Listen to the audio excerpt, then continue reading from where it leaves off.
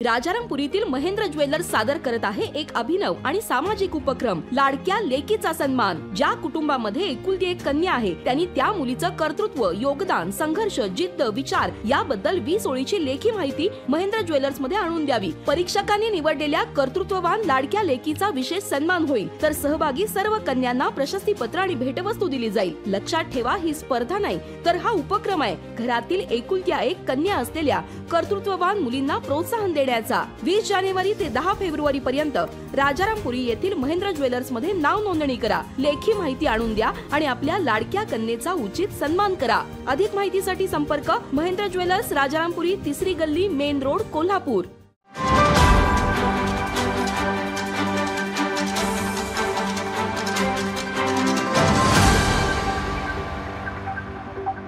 जानेवारीचा कार्यक्रम झाला, त्या मोठ्या कार्यक्रमात मी डिक्लेअर केलं होतं की येत्या 6 महिन्यात पशुखाद्य दर वाढले जाणार नाहीत। ही 2 वर्षे पशुखाद्य दर वाढलेले आहेत आणि आज 6 महिन्याचा मी आश्वासन दिले की वाढणार नाही आहे। त्याला कारण असं आहे की दूध दर वाढवले, उत्पन्न दर वाढले की पशुखाद्य दर वाढला की लोकांचे एक नैराश्य वातावरण व्हायचं, निगेटिव्ह वातावरण व्हायचं, बाबा इकडे तुम्ही दर वाढला, इकडे पशु दर वाढला। तर आता 2 वर्षे पूर्ण झाले आहेत आणि 6 महिने अधिक आम्ही डिक्लेअर केलेलं आहे।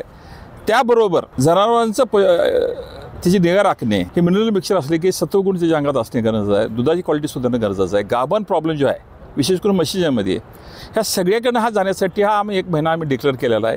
ह्याचा पुरेपूर एकूण इतर विभागांना फायदा उठावा, म्हणजे व्हेटरनरी विभागांना फायदा उठावा, संकलन विभागांना फायदा उठावा आणि ह्यातून ह्या विषयाचं फार मोठी, म्हणजे मी असं म्हणत नाही, निर्णय आमचे फार चांगले झाले आतापर्यंत, मी सांगा निर्णय अतिशय चांगले घेतले, त्यातला हा क्रांतिकारी निर्णय आहे।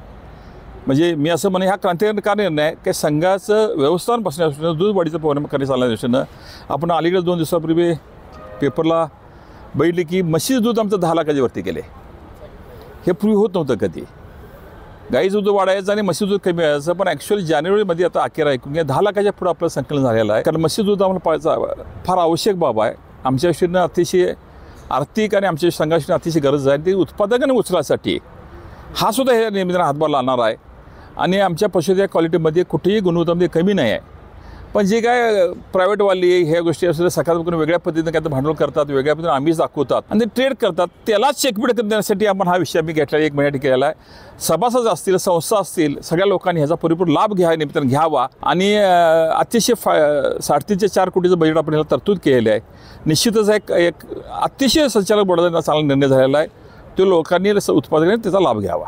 ताज्या घडामोडी पाहण्यासाठी माझा महाराष्ट्र न्यूजला आजच सबस्क्राइब करा।